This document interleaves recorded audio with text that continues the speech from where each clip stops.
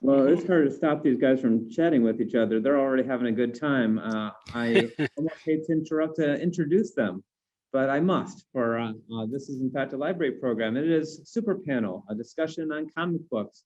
My name is Scott Casper, and I'm your host tonight. I'm one of the librarians at the White Oak Library District, Romeoville branch.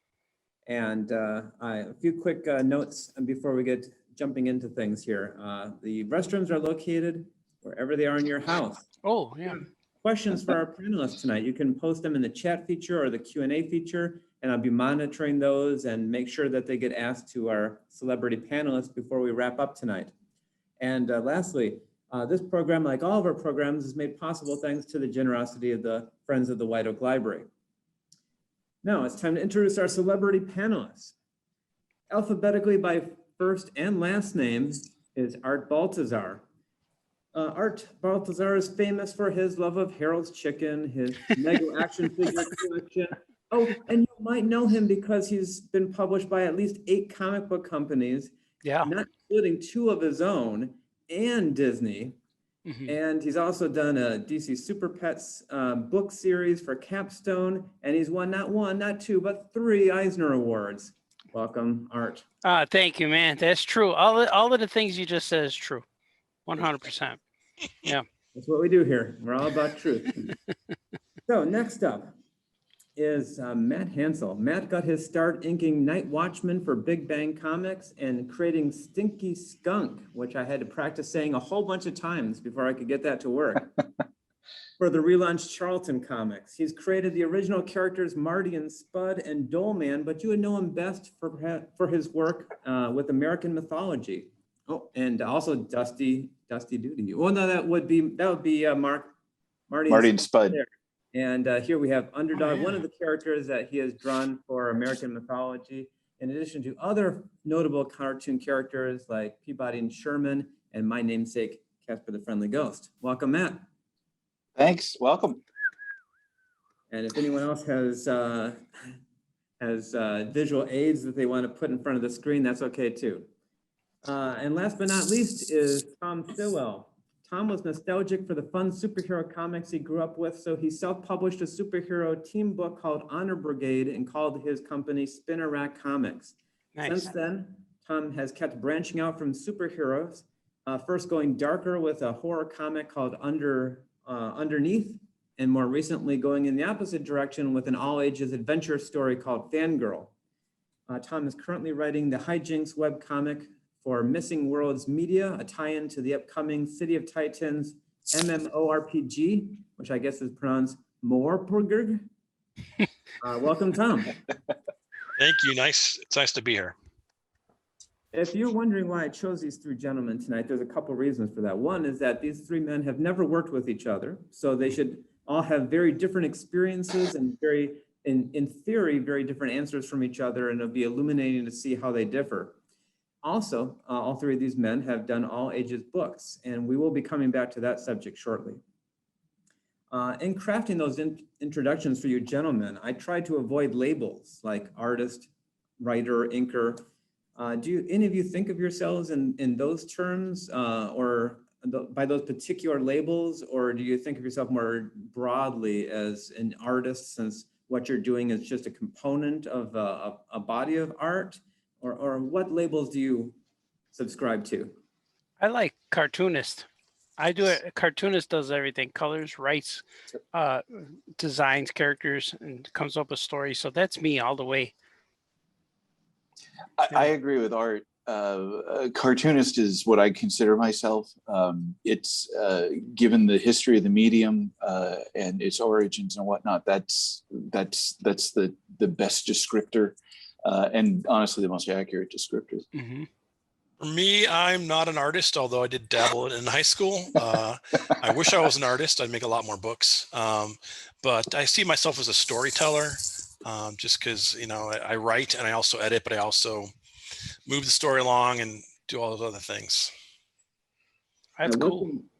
I'm sorry, I was going to mention that I was planning on bringing up the subject of cartoonists shortly because obviously in Art's case, the artwork is more of a cartoony type than more realistic illustrations, and Matt comes from a tradition of comic strips as opposed to comic books. So with that, does that influence your decision to go by the appellation of cartoonist, or not relevant to your decision-making process? Because I, especially my creator-owned stuff, I write and draw all of it. I think cartoonist is still the best because it's mostly people that write and draw. And I think cartoonist isn't limited to an art style either. I would say Neil Adams is a cartoonist. You know, there's Bigfoot cartoonists and Littlefoot cartoonists, and we can talk about that later. But yeah, I still think genre, format, medium, whatever, it never really had an impact on it. It's more just job description. What do you do? Yeah, it's I grew up watching lots of Hanna-Barbera cartoons and reading comics that you get for like $5 for $1 at the, you know, with no covers on them, or reading newspaper strips. So all the stuff I've read was always cartoony. And when reading the old comics, I read a lot of Casper and Woody Woodpecker and stuff like that. And I've always just drew a comic book or cartoony. Like I would love to draw Heathcliff, and Underdog was one of my guys. And I would draw Magilla Gorilla and the Flintstones. So I kind of like adapted that style, you know, that's just what happened. So cartooning always just became like who like the label, the title.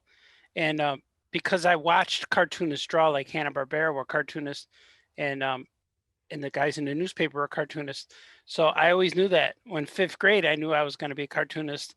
And but now I call myself famous cartoonist, just so I tell everyone if I'm famous, everyone will start believing. They're starting to call me that now, so that's good. Yeah. Almost like Norm from Cheers. Hey, famous cartoonist. We did get a question from Hope in the chat. She wants to know what state you guys are in. We're all in Illinois here. Yeah.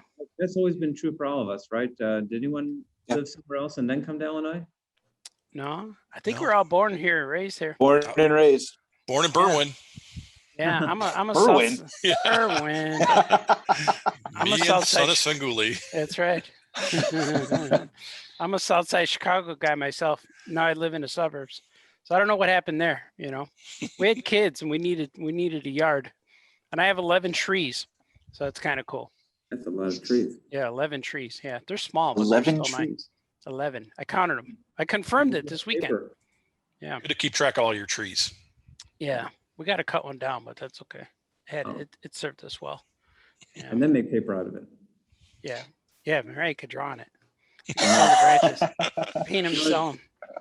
There's a lot of creators that live in Chicagoland, but it's interesting because there's no major comic book companies that have been successful in Chicago. So how is it that we have such a wealth of comic book creators in this area? Any thoughts on that? I think Chicago is still a major creative hub. It's still the 3rd largest radio and television market behind New York and LA. You know, it's still a central hub of the country. And honestly, there's a lot of advertising in Chicago. Even when major advertisers were in New York and Detroit, LA, Chicago still had a big staple of advertising companies and stuff like that. And I think cartoonists just, you know, advertising pays more anyway. So I think a lot of them just went into advertising a lot less in work Chicago. A lot less work when you advertise. There is that too, right? But, you know, there's been some companies, First Comics was out here for a while. And, you know, they did a bunch of stuff with Howard Chaykin and Joe Staten and Rick Burchett and all those guys. And then there was Now Comics, which gave us Mr. T Comics, and also Alex Ross with Terminator Comics and Married with Children and stuff. There was Kamiko too. Kamiko, yes, Kamiko. Yeah. I forgot about Kamiko. Yes, Yeah. With Matt Wagner, right? With Mage and the Elementals. Elementals, yes. Yeah. And there was that Mike Barr series about the detective agency. I can't remember what that was called. I think they did that one too. Yeah, it was the guy did Mage, covers for it. Yeah. And Devil's Due was here too, or kind of still is, I guess. Yeah, right. Yeah. Right. Yeah, it had a good in the 80s and 90s. It was real big, especially with there was all kinds of comic shops downtown. I went to college Mhm. downtown, and I was telling someone recently, after school on Wednesdays, I would hit like 4 comic shops and 2 newsstands. I was like, and if this guy didn't have it, I walked 2 blocks to another place. And the guys I was telling, they're younger, and he's like, there were 4 shops. I'm like, yeah, plus 2 newsstands. Newsstands, like the newspaper boxes outside. I'm like, yeah, the guys had umbrellas when it would rain, and they'd have the comics. And I think that had a lot to do with Chicago too, because we had all the stores, we had the newspapers, newspaper stands on the corners, and we had those comic companies, and it was just an amazing spot. And plus, we had the big convention, Chicago Comic Con at the Ramada Inn in O'Hare. Yes. We were just talking Yes. about that. Remember Yeah. We having to had wait it, man. in the tunnel to get in? It was like 1,000 degrees in there. You had to wait Yeah. like 3 hours. to And get I in. remember having to park real far away and walk real Yes. far. And that was like the first place where you would go to, like, when you go to it the first time you go, you're a fan and you just want to buy comics and action figures and get autographs. And then that thing clicks in your head. What if I get my own table? Can Mhm. I do it? What did it take for me to be an artist alley? And that's how a lot of us got to start there. You Yeah. guys probably too. We all Yeah. tabled there at one point. Well, I remember Yep. going to the first convention, my first time I went to that Comic Con, and I had kind of not had any friends who were like comic people. I was a kind of a jockey guy, and you know, I kind of kept it on the down low. And then I went into this Comic Con. I'm like, holy crap, these are my people. My people. I found my tribe, and I started looking around, and just I couldn't believe it. You know, it was like coming home. Yeah, it's so weird. You feel comfortable and you feel like, yeah, this is my spot. This is for me every year. Yeah. that experience really is critical. I still remember at my very first Chicago Comic Con, where I went to it, Yeah. similar to you guys.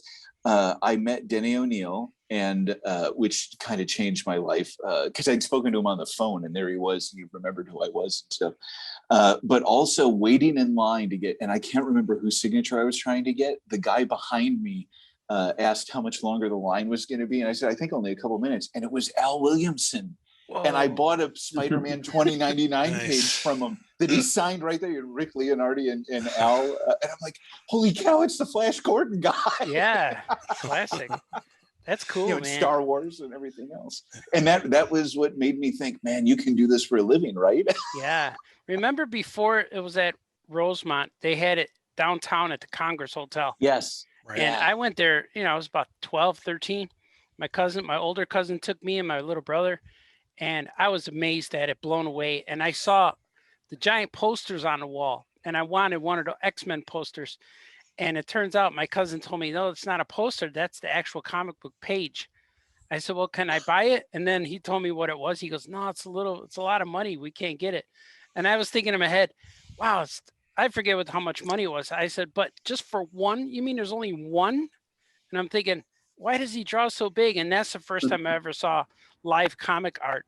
It might have been like, I remember Cyclops being on it. It might have been a John Byrne page or Dave Cockrum, but it was that era of X-Men page.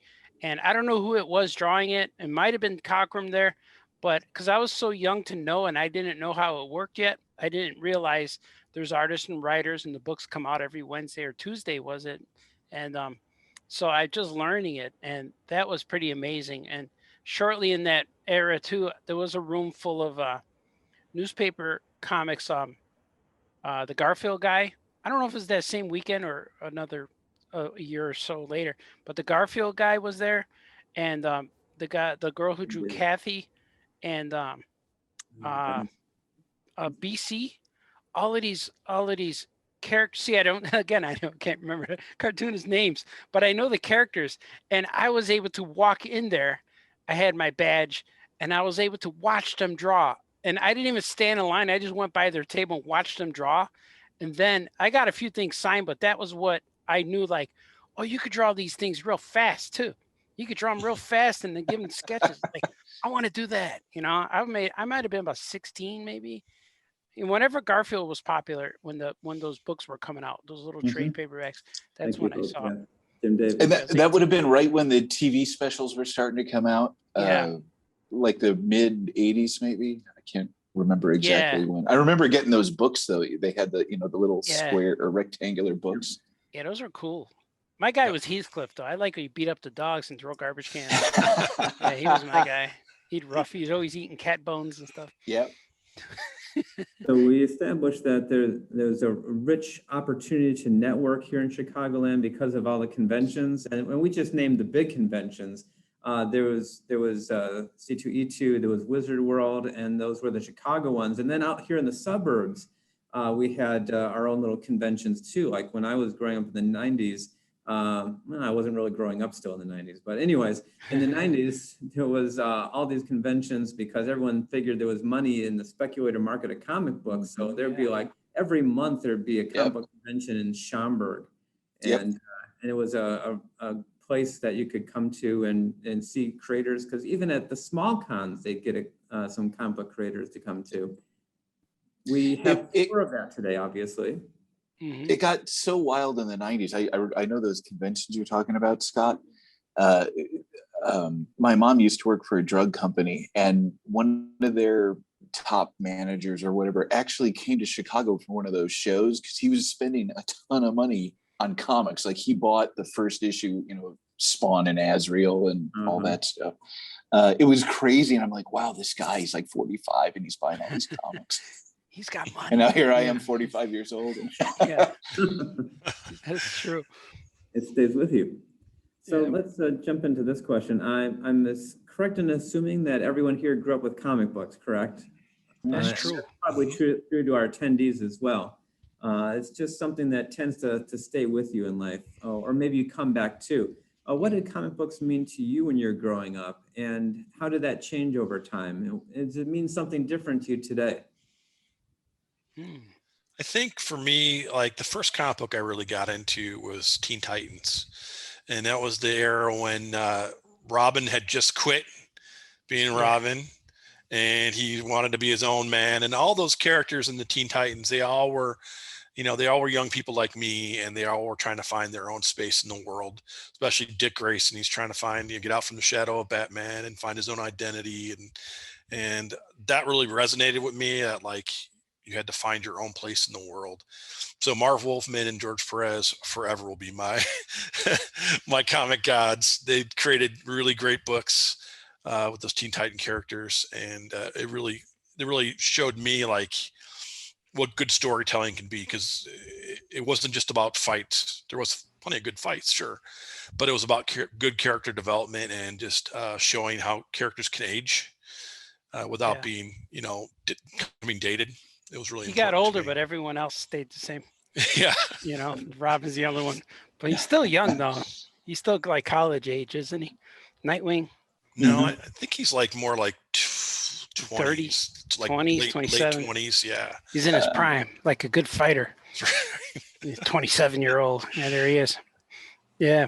Well, me, my high school cousin, when I was about 6, 7, or 8 years old, I know it was pre-Star Wars because Star Wars hit after comics. Comics was first, and Star Wars hit, changed my life again. And then they started making Star Wars comics, so it all brought it back in. But when I was about 6 or 7, my cousin would come over after high school football and just bring comic books. And he would buy them, on the way home from school. Because every store had them, like all of the 7-Elevens, all of the grocery stores. We used to have a place by me called the Smoke Shop, where people go buy their smoking things and their newspapers and magazines, but they had comics. So he would come in, and then the best thing about him bringing books is he would leave them. And so he would come in and I'd read them, and he'd bring new ones every week. So I remember reading the Hulk TV sensation because he was Lou Ferrigno on TV. But I found this book called The X-Men, and I didn't know who they were. And it was the very first cover with Wolverine slicing the Hellfire Club right on the cover. I don't even know the numbers, but it's I didn't know who he was, and I was thinking, who's this weird Batman looking guy? Why does Batman have claws? But X-Men, what's X-Men mean? Why is it X-Men? Like, what are they? And I thought maybe one guy had an X, one guy maybe had a Y, maybe that guy had a W. I was looking for which one is the X-Men, And so I read the thing, and my cousin, another cousin, told me Wolverine's name was Wolverine. So I'm like, okay, Wolverine. And I had to go and look at the letters. No, it's not. There's no L. There's Wolverine. And I asked my parents what a Wolverine was. And it was really cool. That's how I discovered those guys. And then I saw Wolverine kill these guys. And then he's in the sewer. I'm like, man, how can this be a comic like how could the superheroes be this? Because I'm used to the Super Friends and I'm used to buying comic books with no covers on them, like Harvey Comics, and we would get Super Friends, we get Spider-Man, but we wouldn't get covers. And so my cousin would bring books with covers on them, and I was like, "Where'd you get these kind of comic books?" I never knew comic books had covers on them, and I always thought Aquaman had a fishtail because in the comic books, whatever book I had, he was cursed. He was half fish. He had a purple fishtail like a mermaid, but on the TV he didn't. And in the comic there was Black Canary and Elongated Man, which I thought was Plastic Man, but I was like, why didn't they put his glasses on him? And then Green Arrow was in there, and I didn't know who that was. So it was cool. And then, of course, when I was 4, 5, 6 or so, I got Mego action figures. So I was able to get triple exposure between Super Friends, that Spider-Man cartoon, comic books, and Mego action figures for Christmas. Now I know, oh, here's Green Arrow. Here's the guy from the comic book. So that was it was a good time, man. And I always say whatever you like it when you're 8 years old as a kid, that's what's going to stick with you for the rest of your life. That's why Star Wars and superheroes, I can't get rid of them. They're part of me. It's like having another arm. That's it. That's my Star Wars arm. Oh, it's my superhero arm. So, so that was my first exposure to comics, and knowing that my cousin was coming every week bringing new ones, that was exciting. Oh yeah. For me, I don't remember the exact order anymore, but I kind of simultaneously got hit on courtesy of Channel 32 in Chicago with Underdog, the Ralph Bakshi 1966 Spider-Man, and the Adam West Batman. And even to this day, those three things really influence my idea what a hero is, and how you should act and all that kind of stuff. And I mean, those were all on TV, but then we were going on a road trip somewhere, and my dad bought me a bunch of comic books to read, because back then you just threw the kids in the back, throw them some comic books, and down the road you go, right? There's no iPads or none of that stuff. And the books he bought me, there was a Batman book. There were 2 Batman books. There was a couple Archie books and something else. And the Archie book was the second appearance of Cheryl Blossom, who is a now major Archie character, but that was her first appearance, and then she didn't appear again for a decade. She was a redhead to kind of offset, and that influenced me too. But then Batman and the Outsiders versus Agent Orange. And much like Tom, Teen Titans was his thing. Batman and the Outsiders was mine. Mike Barr and Jim Aparo can do wrong at all. I mean, none. Yep. And they even did that wonderful crossover in Bad 04 number 4, where Jim Aparo went to Mike Barr afterwards and said, "They're not all going to be like this, are they?" With because there were like 30 characters with the villains and stuff. And so that was kind of the monthly thing. And I grew up in a small town, a small farm town called Beecher, Illinois. And there was a pharmacy there, and that's where I would get my comic books early on. But of course, distribution back then was terrible, right? So I would get one issue of Batman, and then the next one would be like 4 or 5 issues later, and who knows what happened in between. Yeah. But the one thing I did get was every Sunday we would get the Tribune. So I got Dick Tracy and Peanuts and Calvin and Hobbes and Shoe, done by the late great Jeff McNelly, and all those are still tremendously influential. I started reading Dick Tracy right around the time Dick Locher took over after Rick Fletcher unfortunately died, and I was very fortunate later on to become friends with Dick. Cool. And so Dick Tracy looms very large in my life as well. But that's really all the origins of mine. That kind of car trip where I got all those comic books, watching Superman or Spider-Man and Underdog and Batman. Yeah, Spider-Man spinning a web on the scorpion. Yes, and that I really wish Marvel Comics would come to me and say, "Hey, we want to do a Ralph Bakshi kind of Spider-Man comic book. Are you interested in doing that? Because I would love to do that." I Yeah. would love to read that comic book. Yeah. And DC has done lots of stuff with 1966 Batman. Yes. And now they've got the Why can't 89 Marvel pick Batman up on coming that? out. Oh, Has that's anyone right. has anyone seen the art for the 89 Batman? I just saw the promo pieces. I like the cover and the character designs. And the Superman 78. Oh, that looks Yeah. fantastic. Yeah. Yeah, it looks pretty Torres amazing. is knocking it out of the park on the Yeah. Superman thing. It's great. Looks really good. Man, that Superman movies, everything. It's still the best Yeah, it superhero is. movie of all time. Remember is. my birthday was around that time that movie came out. My mom took me to and my friends, like 4 of my friends, to go see Superman in the movie theater. I don't know how old I was. I was young. And then we went to Farrell's Ice Cream. Yeah. You guys remember Farrell's Ice Cream? Yeah. Went to Farrell's Ice Cream and we had like the giant bowl. It was like Mhm. of like ice cream, and it was like the kryptonite sundae. And it had cool. like red and green and all the different kryptonites in there, and the sparklers coming out, and they sing my happy birthday to me and all that stuff. That was like the that's greatest birthday of all time, I think. Oh, I've ever that's had. cool. We had Mhm. Gertie's in our neighborhood. Gertie's. Yeah. You would get the battleship and it'd be giant. I don't know. It's not enough for it's for 4 people, but we would get like just tell them to get the battleship. One kid would order the battleship every time, not knowing what's coming. That was awesome. I miss Yeah, out on ice that. cream.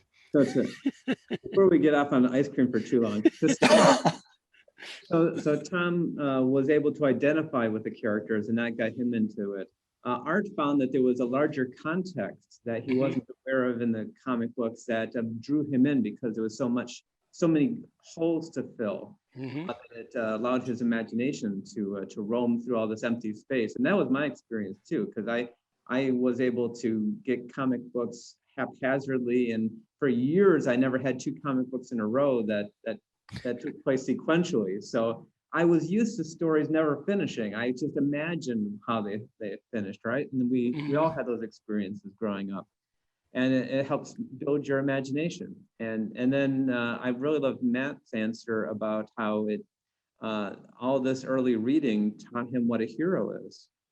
And that I didn't obviously have the language to express that when I was a young man, and really even until recently. But I think what it was, I identified them as folklore somehow, like modern mythology or modern folklore. And I still think that's what comics are today. I think that's the void that they fill. So that hero's quest, that notion, I think that's the reason I love Star Wars so much. It's modern mythology, it's modern folklore. are we Yeah. able to, oh, I'm sorry. No, go ahead. I was just agreeing. I was saying, yeah. I wanted to ask though, how have our feelings changed towards it though? Do we still have the same sense of connection to the characters, or only through nostalgia? Do you guys still follow the same characters that you read back then? I'm excited anytime something like a movie comes out. If a Star Wars movie comes out, I'm excited. X-Men movie comes out, I'm excited. Whenever there's any books or even an opportunity to make like Super Pets with Superman and Batman in them, I get excited. And I realize when I watch the movie, it doesn't stick and last as long, because when we saw them as kids, we saw Star Wars as kids. You want to come home and draw the characters. You want to play with the characters. You want to make up more stories. But now I watch a movie and then I want the next movie, but there's nothing in between. And there's nothing in between. Like I have toys and collectibles, but I don't play with them like I used to. I might set them up and look at them, but we used to play with that Death Star and the Millennium Falcon for hours and days and months would go by, and my parents would say, I'm going to bed, turn the lights off, So that's the difference is it captures imagination, but now I'm watching it happen. But I find myself, especially with all the movies these days, like Batman versus Superman, and like you find yourself disagreeing what you're watching. It's like, oh, I would have did it this way. I would have done that. And so it's hard for me to disconnect from it and just let it play out and just enjoy it. But I've learned to do that. Just watch it and just let it entertain me, even though it doesn't make sense, or it should have went another way, or it should have been longer, or whatever, or he should have smiled, whatever, and should have made them kiss, whatever it was. So, but it still connects. I still get excited. And out of all superheroes, I still get excited for X-Men, even though they're not the best compared to others, but I love them because that's what I liked when I was reading books. I was a Claremont Burn guy, so I'm like, man, maybe this movie will be it. This movie will do it. And then I'll just watch it. I'm like, okay, that was all right. I enjoyed it for what it was. Yeah, it'll never quite be able to recreate what we experienced back in the day when our young imaginations were creating it. Yeah. No matter how big the budget is that they Right. use today. And I got my older son is watching all of the Batman animated series right now. Mm. And I asked So him when good. I Oh, said, yeah. when did you watch these? He goes, I was about 10. Like, there it is. Because he saw them. He was a Batman animated guy in Power Rangers. So he was watching all of that stuff, and it sticks. And I got guys, friends who were in their maybe 30s or 40s who watched Transformers and G.I. Joe and Ninja Mhm. Turtles. But that didn't stick with me because I missed it. I was already a little older. I was in high school when that came out, so I missed it. So Mm. I don't have nostalgia for those characters. But so so every generation, depending how old you are, you could tell like what toys you played with, and that's what sticks with you. And I know I collect these Mego action figures, these style of guys, these guys. Yes. Mhm. Like these are customs, but I collect these guys. And whenever I go to, these are all custom ones, but whenever I go to an Amigo convention, Amigo meet, there's no one under 40 years old. So all the guys are between 45 and 55 right now. So that's the era. Those are the toys we played with. So when you go to a Star Wars convention, you might get more people because there's a lot of kids grew up with the Phantom Menace. Like when they saw that movie when they're 10, that one's the best one, their favorite. So Star Wars is maybe Star Wars, and so is Superman and Batman. That movie, I was excited to see them fight because I thought it was going to be like the comic. And then we watched the trailer in my house, and my kids got angry at me. They looked at me, they said, Dad, why are they fighting? Why is Superman mean? Why? They're supposed to be friends. And they stormed out. My daughter was about 7. She got mad. And I hurried up. I said, wait, let's put this one out. So I showed them the Christopher Reeve movie trailer. And then they started laughing. I'm like, what's so funny? Like, look how he's flying. I'm like, he's real bright colored. I'm like, oh. So I realized that all the stuff we grew up with, and the stuff that kids these days are growing up with stuff. I feel that this is the first generation of young kids who don't have a Superman because they miss the opportunity to capture your 10-year-old creative mind and blow their mind away with watching Superman fly and rescue people or save a helicopter and catch Lois. That didn't happen in these last batch of 20-year movies. The last 20 years since X-Men #1, Superman has been gone. And so the Marvel movies did it pretty much, but this is the first generation, I believe, that won't have a Superman. So That's interesting. sad. So that's what it's doing to us. Is it hard for everyone, I mean, for the three of you to watch the superhero movies because you're such pros that you know exactly what they should be doing? And that wasn't something that you ever had a problem with when you were growing up? Well, for me, like when I write a comic book, I look at it as if I'm directing a movie. So I follow what the movies are doing. I actually love watching all these movies, and I take them for what they are. I don't try and hold them to a higher standard because I would never enjoy anything. Some of them are not great, but think about what we had when we were kids. We had the guy with the motorcycle helmet being Captain America on the TV movie, or Lou Ferrigno as a Hulk. I mean, that was the ultimate for us, and to see what they have now, it's pretty amazing. So I try and enjoy everything that I can, else it's a real stinker. And you would never think, if you went back in time and told your 10-year-old self, all right, when you're becoming a grown man with kids and a house and a wife and a car and a mortgage and a job, you're going to have all of these movies in the theater. And not only that, but they're going to be on your TV where you could Right. stream them without commercials, and you'd be like, get out of here. No, there's going to be 3 Thor movies, 3 Yeah. Iron Man movies, you got 3 Captain America, there's going to be Hulk's going to be in a whole bunch of movies, Spider-Man's going to be in movies, there's going to be like 18 Spider-Man movies, Right. and Superman's going to be in the movie. They'll call him Superman. He'll be in like 6 movies, but you'll be able to watch these. And the special effects are going to be phenomenal. You're going to have to turn down your sound, and your 10-year-old self would be like, nah, where are they going to find, how are they going to paint Lou Ferrigno all those movies? Right. My daughter is not a comic book fan at all, but she loves those movies. She loves those Marvel's movies. We watch them together. She follows all of it, and then I'm able to go and relate to her all this stuff. I'm like, hey, well, in Marvel's universe issue number 5, they have that character there is, and I'm able to point out all the nerd lore to her, and she's like, oh, great, that sounds cool, but it's not a big deal to her. But my wife teaches all these kids, and I try and teach like comic book classes to kids, and that she teaches when we actually have school in person. And I always ask them, like, how many of you read comics? None.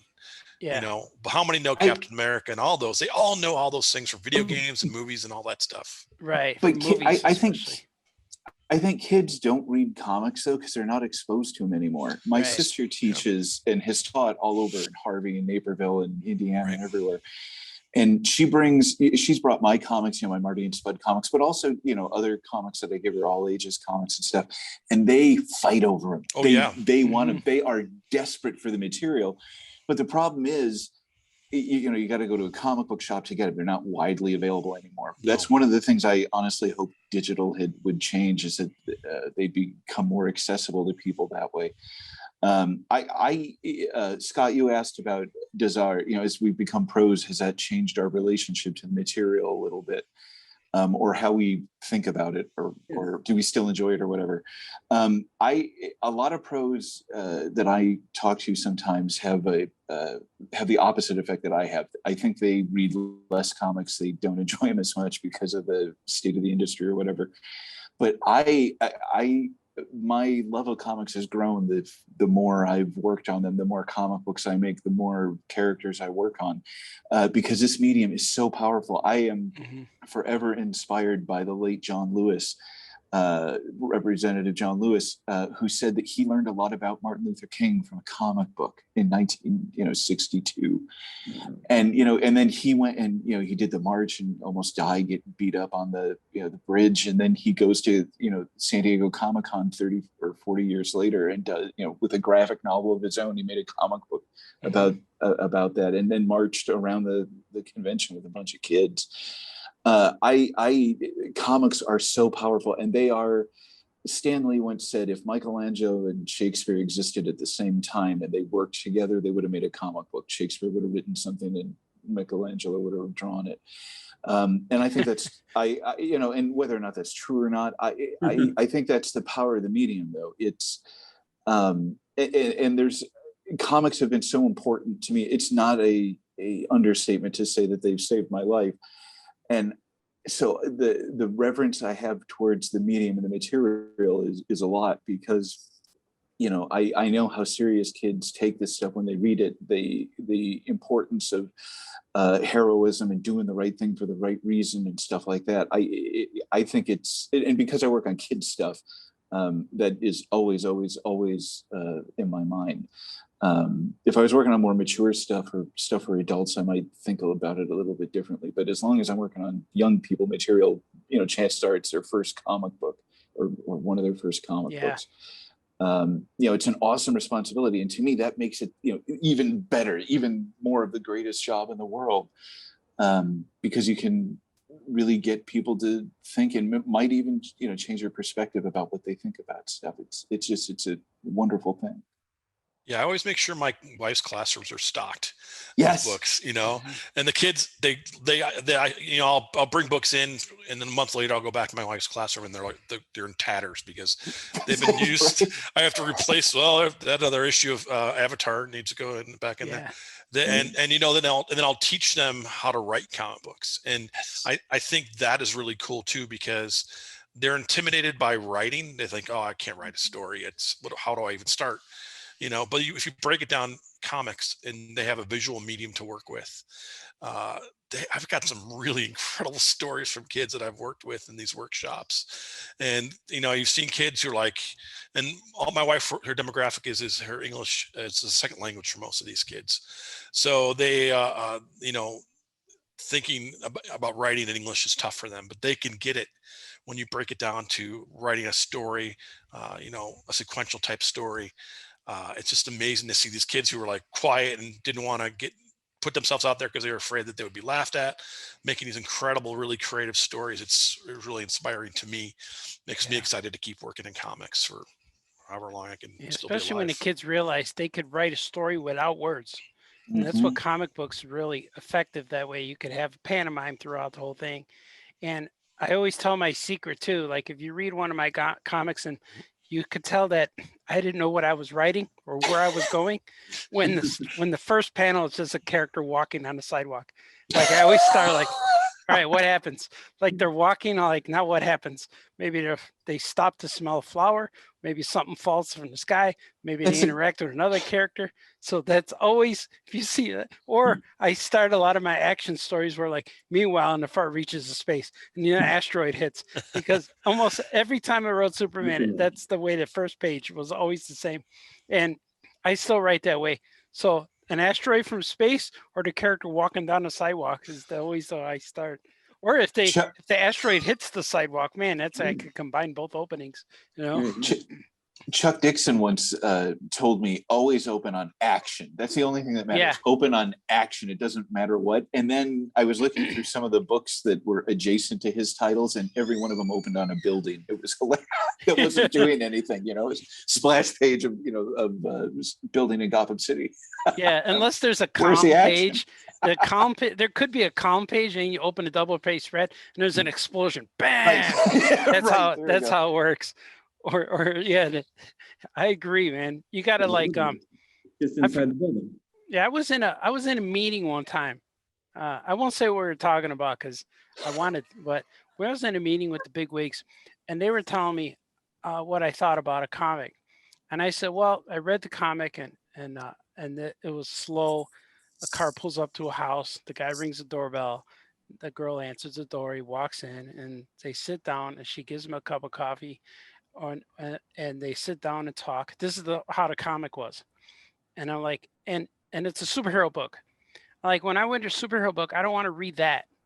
And then they asked me, well, what do you want to read? I said, I want a guy running on page 1. Right. And then a helicopter. And then the ladder falls and it says, quick, grab the rope or whatever. Then that's how I want the story to start. Not the cup of coffee. No, it used to be, I'll use Superman as an example. Superman will get called away to some, other terrestrial place. And on, page 2, the last panel would him saying, I have to go to, planet X. And on the next page, he was already there, right? Or he was landing, that classic Kurt Swan landing place. Now they would take 6 pages to show him flying through space to get there. And there's not anything wrong with that. You get a lot of cool images or whatever. But in terms of storytelling, just go, right? Just go to the next. Yeah, I like to go. Thing. I agree. I like to go. Yeah, just go. Because I have a lot, like nowadays I'm writing, we probably all are, writing full page graphic novels at one time. Like I haven't worked on a monthly comic in a few years because they're all straight to graphic novel. So I'm writing this thing and it's 200 pages or 150 pages. But if I come up with a funny gag, I just throw it in. I don't wait to use it. I just I'm going to put it right there. So then this way on page 15, bam, makes you laugh. And it doesn't have a payoff on page 50. I just throw it right away. And then I was talking to my wife about it. She goes, well, what are you going to do when you come to the end? I said, I'll come up with another thing. And she's like, wow. I said, so that's why some of the books are like, it makes it read faster, but I figure I don't want to waste any cool idea. Just throw it in. And it's like, well, that's kind of what like Kirby and Ditko would do. They just went, right?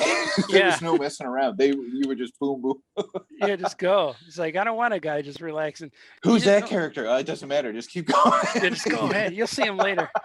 And then he'll take his mask off and say, I'm really your secret evil twin brother. No, and then end scene, whatever he calls it. Then to be continued, issue 2. That's why when I write kind of like a really loose outline, because I'm always going to add stuff while I'm writing, because I'm like, I'll be in the shower and I'll like, oh, yeah, what if that's his brother? Or something, and then throw that in there, and it becomes like a major part of the plot that I had never thought of before, but it sounded cool. The shower's the best place, man. Uh-huh. Come up with ideas. I wish I had like a pad I could write while I'm in the shower. Well, you just get one of those waterproof otter boxes or whatever, right, for your phone, and then you just could talk into it. I think I saw they have shower paper somewhere where you can write on the shower. Paper. It's like a shower pad or something. Hang it on the wall. I can't remember. Maybe they were marketing towards people so you don't forget your grocery list or something. I'm like, screw the grocery list. I need ideas. That's why you need a secretary to be in the room with you. Heather, write this down. Sir, I'm uncomfortable, sir. Sorry, just keep writing. That's great stuff. So, Jack Kirby, when he was filling a comic book, he only had to fill 22 pages, and that would take him like an hour, and then he'd be off to another book. You guys have to fill a lot more space now that we're in the age of trade paperbacks. So, does that slow down your storytelling at all, or do you? Well, I mean, Art's already told us that frantic pace is the only speed he goes at. Does anyone else slow down their pace? I'm working on a Marty and Spud graphic novel that hasn't been announced yet. But when I pitched it to the publisher, I told him I originally thought it might be work as a 6-issue miniseries instead. And then they very calmly explained to me that no one buys single issues anymore. Yeah. Just do it as a trade paperback. So I'm doing that, and that is when you're not thinking issue to issue and you're thinking about just 6 chapters maybe or something like that, it changes the storytelling a little bit because you're not recapping the previous issue and so forth and so on. But it's a huge undertaking. The previous longest thing I think I'd written was 22 pages. So, to go from that to 160 is quite an undertaking. Yeah, it helps when I outline. I outline the whole. Yes, I do. That's 50, what I did. Yeah, I think 50 page.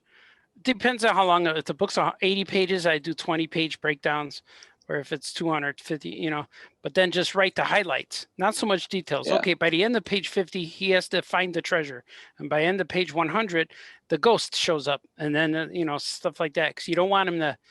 You don't want the bad guy to show up too early. Then you have to make a longer fight scene. So stuff like that. But it does help. It is different than writing a 22-page story. Writing 22 pages now is really easy. It's actually hard for me. I don't really write graphic novels, but I have a hard time just keeping it 22 pages. I want to go much longer than 20.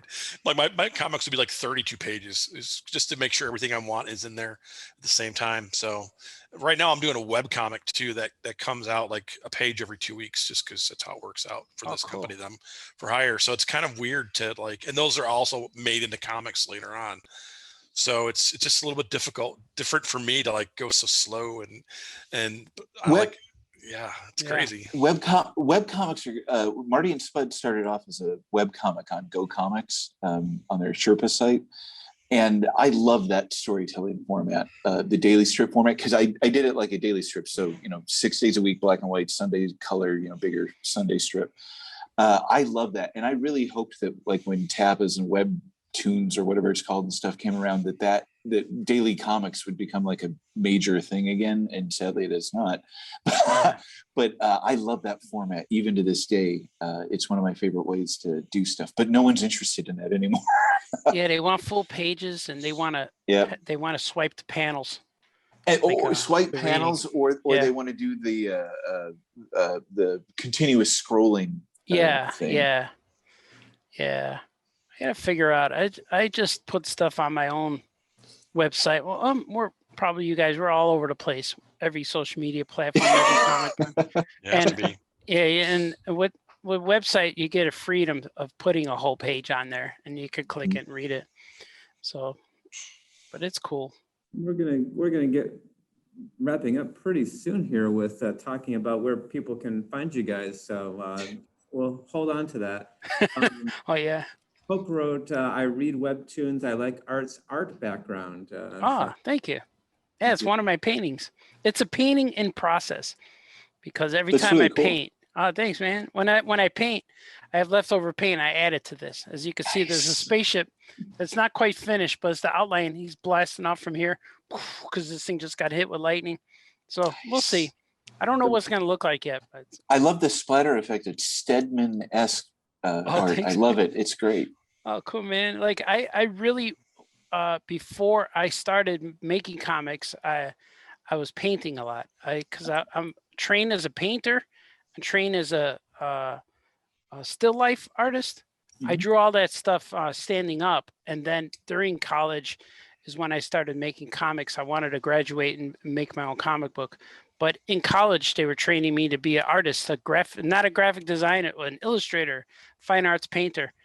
But because there was either when I went to school, 90s, from 87 to 92, I was in college, and it was either you're graphic design or you're an illustration student. So like, and I didn't have computer for 5 years. I didn't learn anything until I got out, but I was trained to paint. So paintings, like when I think of like when I kind of break it down, like what kind of artist am I? I always think I'm like a cartoony painter.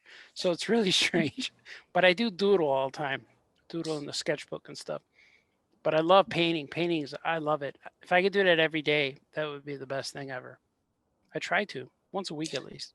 You know, a lot of Yeah, You yeah, got a web show where you a lot of yeah. Oh, go a ahead, lot sir. of comic guys like to paint. I have not gotten into it, but I work with Brian Haberline at Image, Yeah. and he does fantastic oil paintings. I don't know if you follow him on Facebook or whatever, but they're just magnificent. I mean, they're Oh, great. cool, man. Yeah, I love to paint where the painting gets on your clothes and on the walls. It Mhm. splashes all over. And I paint on Saturdays. I do a live paint show. Famous cartoonist paints things. Yes.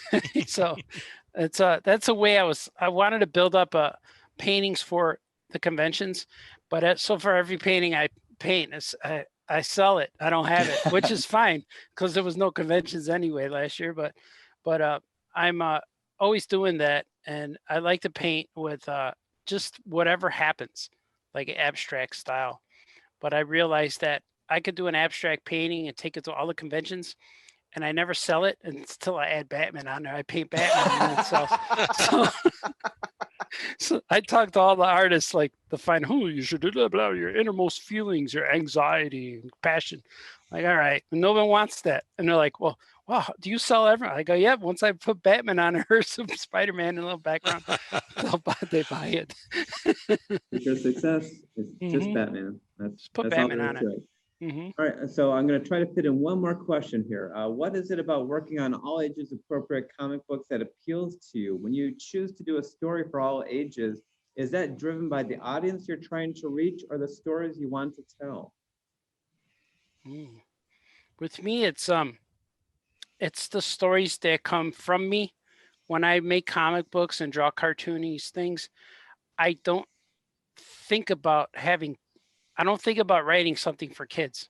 I think about writing something that I like, and being raised on cartoons and comic strips and stuff. I just write what's funny, and I edit myself. I know that you're not gonna do something violent or have a character swear and stuff like that because that's not what I would want to read. But I realized like too when I was self-publishing my first books in the beginning, a lot of kids were buying them, and which is cool. But then the adults would come by and say, "Oh, that's a nice book for my kid." I'm like, "No, you would like it. Just try it. You would like it." So I'm like, the term all ages is really, I believe in that term, but people think it's just means, oh, all age means kids. Like, no, it's not. It's child friendly. It's a book that the kids could read. So that's why I make books that so everyone could read them. And I have adults and grandmas and adults and kids without people without kids reading my books, but then there's also the kids, and the kids are what keeps it going. It's like Dora the Explorer's been on the air for 20 years, and there's always a new 4-year-old to watch the same episodes that rerun every day. So that's kind of where I hope I get those kids. But I don't know if I write for kids. I just write what comes out of my head, what I think is funny. Yeah, all ages stories are like they're honest stories and they're authentic. You know, I think people, like Art said, a lot of times when you hear all ages, people think, oh, those are kiddie they're not kiddie books. They're books that anybody from a kid to an adult can understand, and it has things in it that we all understand. I always say like the best all ages storytelling is, to me, is like The Last Airbender.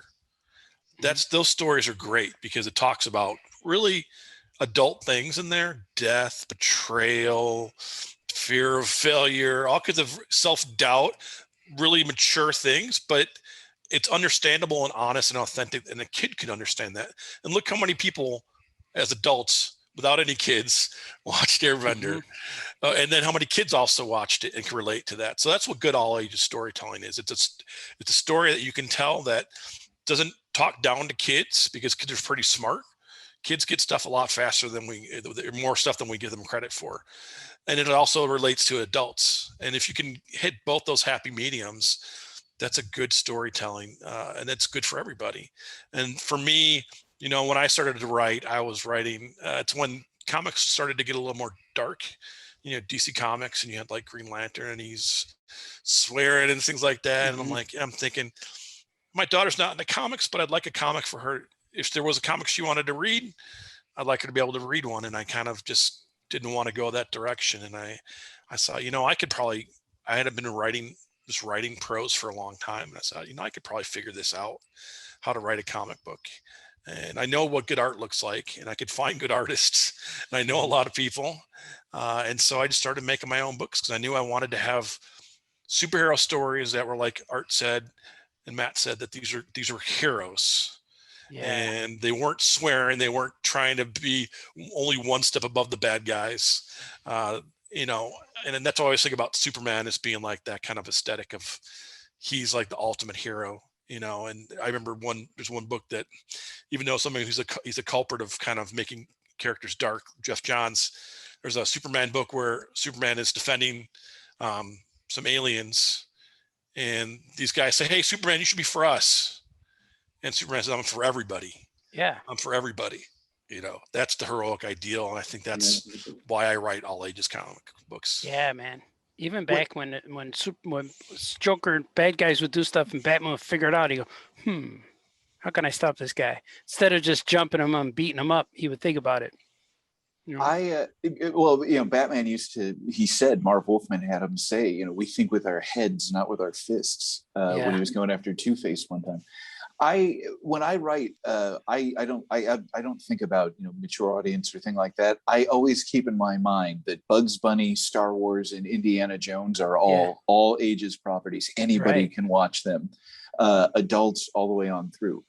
If I'm doing superheroes, I might tend more towards an Adam West type thing. Adults might find it a little silly or God forbid, campy, but kids will take it serious, right? That's Adam West Batman works because Adam West played it absolutely straight, right? There's no joking, there's no winking at the camera. He was Batman and acted, you know, yes, citizen and all that. And kids loved that, right? In the 60s, that was great. But the adults all just thought, man, this is weird. But, you know, there's Julie Newmar. So, and Adam West, right. And Adam West isn't bad on the eyes for girls. So, but I tend not to think about that. I want to be able to give my comics to my grandmother. And so it's just, I try to do that and to build on what Tom and Art both said. I really believe in this, heroic ideal classical thing. And I know it seems kind of dated and silly, but I think everybody has gone so dark and grimy that no one has done classic heroes in so long that if you did them now, people would say, wow, look at that. Because we just haven't had them. We haven't had that in 35 years or whatever. And that's not to say we've had bad comics for 35 years. They've just been different. They're And evolving. Like they are, but Art, you said something right at the beginning, and I think it's Yeah. very true, and it worries me that this generation doesn't have a Superman. They don't. no, There's no. There's no aspirational ideal to try to live up to, and that's that kind of worries. yeah. And like when you think of Superman, you think us. We have an image in our head, and it's Mhm. probably Jose Luis Garcia Lopez's drawing that you're Yeah, thinking or of. Chris Reeve. Or- Either yeah, one. yeah. Like comics, and then the movies would be Chris Reeve. But now when kids think Superman, they're like, oh, he's the guy who the monster killed him. Then he came back and he Mhm. wore a black suit and he was mean and he shoved Wonder Woman and threw Batman in a police car. Yeah, that's him. Or he let his dad die in a tornado, or he broke the bad guy's neck. Oh yeah, I know him. Like, no, that's not him. He wouldn't do any of that things, any of those things. But now even the good guys, the guys who are positive and the perfect in the movies like Captain America, even his colors are muted. Yep. He's not red, white, and blue. He's like navy blue, maroon, and gray. Yeah. It's not Yeah. really red, white. They're not bright. They're the best. The most movie like that I have most fun with now is the weird ones. Like I love WandaVision. I love the Guardians of the Galaxy, and that the Thor one when he fought the Hulk. That was cool. Yep. So I Mhm. like the weird ones now because they're more fantasy like. And the ones that everyone loves are the ones I don't like, where Captain America with the spy ones, with him and Bucky, and like, I'm just bored. Winter Falcon, I was kind of bored. I'm like, no, this isn't, it's all right. It's good, but it's not made for that superhero-esque Superman, Jose Luis Garcia Lopez, Batman 66 crowd. It's good. They're good, but they're not that. They're not bright primary colors anymore. So I think the next movie studio to launch that, they're going to freak out everybody and they're going to say, wow, this is cool. And then they're going to go back and buy comics. So Yeah. hopefully it goes hand in hand eventually now. Well, Art, when Electric Milk goes big time, does that mean Yeah. that you can start making movies and I hope so. bright colors? I got movies on YouTube. That's about it. They're about one of them has 3,000 views. So I got it. That's a There you percentage. go. Yeah, it's a percent.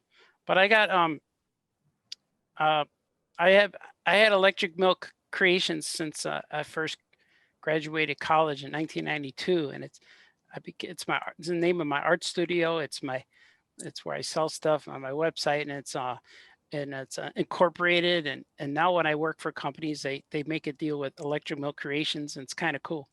So Nice. I don't know how that happened, but it does. Everything happens. I don't know how it does, but it's just from staying up all night, drawing all night, and it's the next thing you got to do the next day. A lot of my friends call me the Forrest Gump of the comic industry because things happen around me, and I don't know how that happened. Like I get a phone call, like, "What? Wow, I just got hired from DC Comics," that kind of thing. Like, well, all right. Isn't it kind of weird how a lot of this stuff happens? It's just Mhm. people asked you to do it. Like I got the Underdog gig because the editor called and said, the other guy can't do it. Do you want to? It wasn't like some big submission process and I had to audition. It was like, this book is due in 2 weeks. Can you pencil it in? And I'm like, okay. Yeah, just do it. Yeah. It's weird because And there's no thinking, right? You just have to do it because it's due in 2 it weeks. is like all the work you put in and all your hard work, it shows.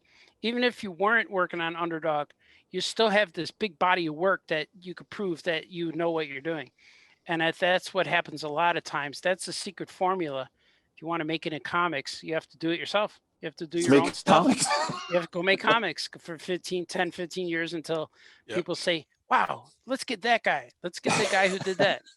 And that's every great filmmaker, every great comic book artist, they all start out that way. And you hear stories about George Lucas mortgaging his house and divorcing 3 wives and all this stuff and had to lose his family. But the Star Wars movie came out.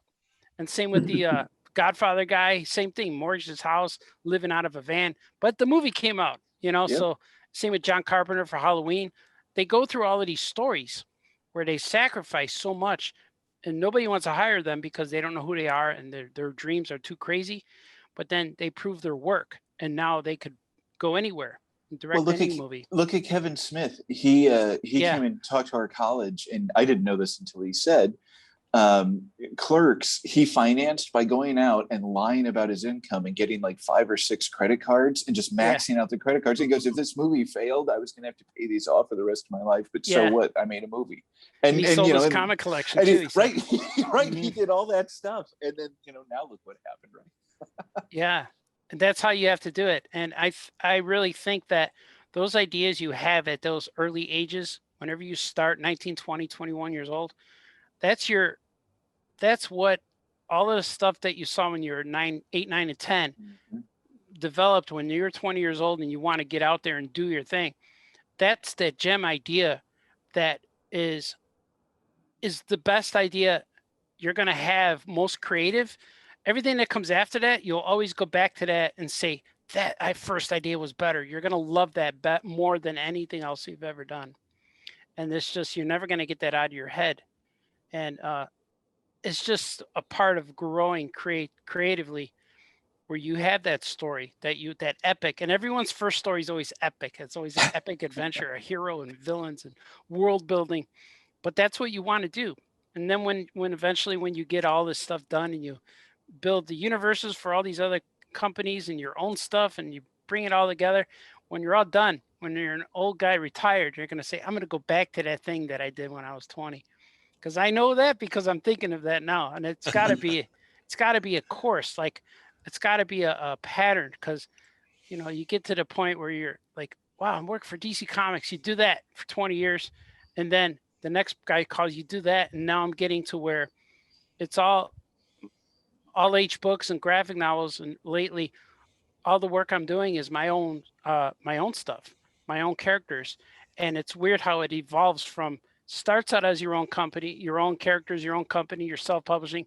Then you get to work for people, and then you get paid. And then eventually you could introduce your own guys. Like you said, you pitched your publisher your own characters. So it's starting. So you're like, oh, what else you got? You draw a real good underdog. What else you got? You know, I got this thing I made. Like, you don't want to tell them, I made this when I was a kid, but that's how it works. And I find that seems to be a pattern that's happening across a lot of comics nowadays. That is a brilliant insight, Art, because I as I've been thinking about new projects and things like that, I wrote everything down when I was 20 years old. You know, when you're in college, right, you're banging out all the scripts and all that kind of stuff, right? You save all of that stuff. And it's funny because a lot of that stuff I haven't thought of since, you know, 1990, whenever. And you're right, though. You think, oh, they're going to let me do my own thing. The very first thing I did was went back and dusted off an old thing from, you know, and, you know, but I'm like, you know, what does this look like now with 20 more years experience pushing the pencil? You know, how have my own sensibilities evolved to make this thing even better? But it's funny, though, because those are the ideas you go back to. Yeah, they never leave. I have sketchbooks lined up, like, with stories that no one's ever seen. So it all comes back, and then you could take those ideas you had when you're 20. They're fresh, brand new, some crazy, some off kilter, whatever. But then come back with your own veteran sensibility, and tweak it and mold it. Like, you had something here, young man. You know? So I recently, when I started doing this too, when I was looking for stuff to pitch to companies, I went back and found my little notebook from 5th grade.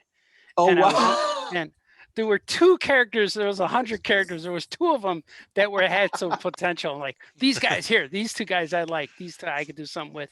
So I brought them back, and one of them's one of the monkeys I had in one of my stories.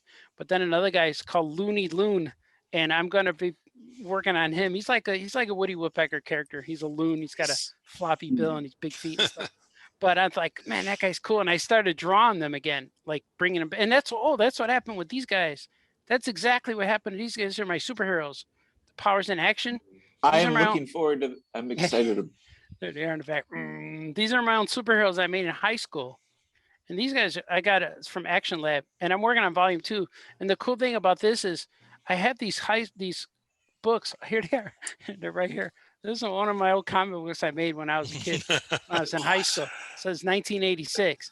So it's like Transistor and Microchip versus all these bags. That's their names. Great. So I would take these papers, and I was like 15, 16, and I would just staple them together, just fold them and staple them. And I would learn how to just make stories like this. Look at this guy's getting shot. Yeah. He's getting shot. You can't give me. He's really a robot. He fell apart. Oh no, the bad guy gets away. But my daughter, but when she was 10, she's 15 now. So it was about 10, maybe even younger, maybe 8, 9, 10. She found all my comic books. I have a rack here with a bunch of books. She started reading them, and she said to me, "Dad, did you make these?" I'm like, "Yeah." She said, "Your name's on all of them." I'm like, "Yeah." And it says 1986. I'm like, "Yeah." She goes, "You made these in 1986?" And I'm like, "Yeah." She goes, "Well, when were you born?" I said 1968. And then I see her do the math. She goes, "You were 16?" I'm like, "Yeah." She said, "Why are these comics good?" And I'm like, "Well, I don't know. I guess I knew how to write them. I don't know. I was having fun." And she said, "Wait, you were in high school? You're not much older than I am now." I'm like, "No, a little. I was a kid." And then she said, "You should do this again." And I said, "But I do make comic books. I make Tiny Titans, Anybody Help." She goes, "No, these guys. You should make more superheroes with these guys." And then I did the same thing. I read all my books. I wrote down notes and I redesigned the characters, and that's how you got them. And it's real weird. They went from here to here. Now there's powers in action. And it used to be called Images of Art, but I didn't know if that was like because my images pun, But then I don't want to use the word image, obviously, but no one will know what they mean. So I just wrote powers in action. Nice. So I sound like Stanley, powers in action. Yeah, but that was cool, and I had so much fun, and I just reinterpreted the old stories.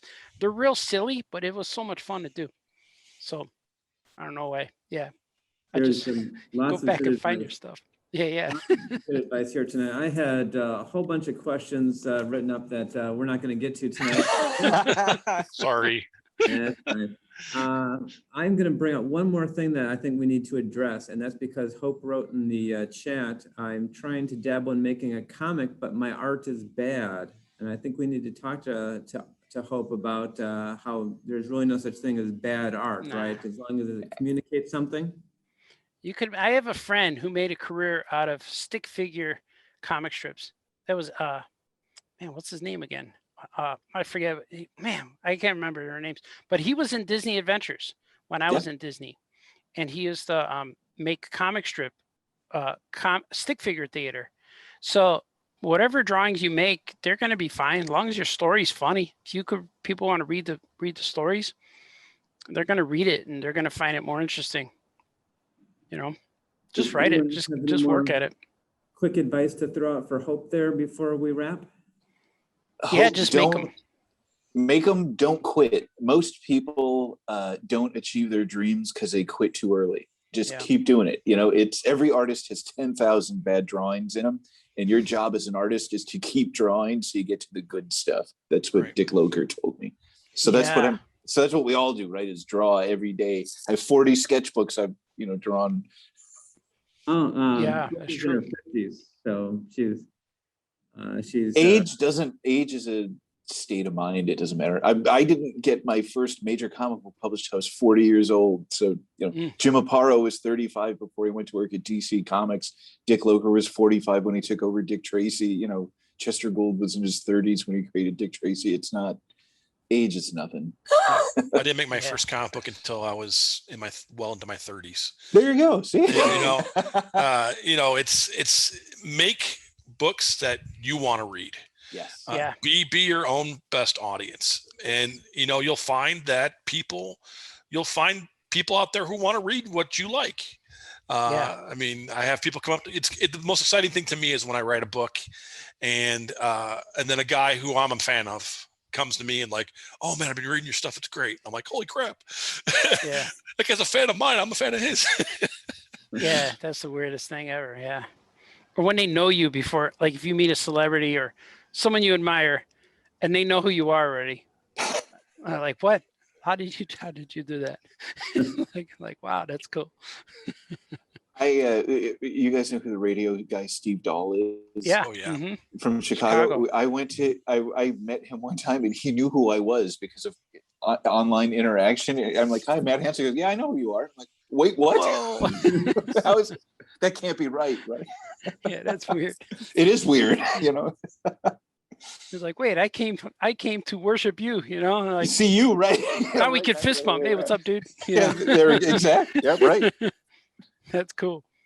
Let's hear a little bit from each of you then about where people can find you online. I know that Matt put in his Instagram into the chat. If you guys wanted to post some links real quick here or just talk about where they can find you, feel free to mention that now, and then we're going to have to wrap. Yeah, my site is artbaltazar.com. There's a button on there with all my links. I'm on Facebook, Twitter. It's just my name is the same everywhere, Art Baltazar, and I'm on Instagram, Twitter, Facebook, wherever the internet is. That's where I am. I'm on YouTube. Lurks Art Baltazar. Yeah. Oh yeah, comics YouTube channel's pretty cool. I do a live show. I try to do it a few times a week. It's called Famous Cartoonist Says Things, and I just that's actually what it is. I just say stuff, just talk. Sometimes I draw. Art, it is great to watch that. Last year, in the throes of the pandemic, I honestly think the only thing that kept me sane was watching you and Neil Adams like five times a week. You know, because Neil's on for like 3 hours doing his thing. So I'd watch that, and then I'd watch you. It was great. Oh, thanks, man. And it's weird because my mom gave me a camera and I just plugged it in and started working. I'm thinking, what should I do? And it just so happened to be during that time. And then I said, oh, other guys are doing live streams. I'm going to try this. And you could see my first live stream compared to the new one. They evolved. They got better. I got a StreamYard. I got banners. I got a background now. I got a green screen if I need it. So it's kind of. Oh, they're great. Yeah, thanks, man. It's a lot of fun. Brian, right, love this. Thanks for chatting about this. Inspirational, and I definitely agree with Brian in the comments section. All right, and also Tom posted a link to where you can find his work in the chat, tomstillwell.com. Thank you everyone for coming tonight. There is some good news I have for you that this chat will be featured on our library webpage. So you'll be able to come back and rewatch this if you need further inspiration from these gentlemen. Or you could just find them online because they're very approachable and wonderful people. Oh, thank you, Casper. Thank you for having us. Thanks. Yeah, this is great. It was a lot of fun. I can't wait to go do this in person in the not too distant future. Yeah, C2E2 is the first one. Yeah. So I registered. yeah, me too. Yeah. So that's another opportunity that you guys will be able to all go and see each other at conventions. Woo, exciting. With masks and sanitizer. Exactly right.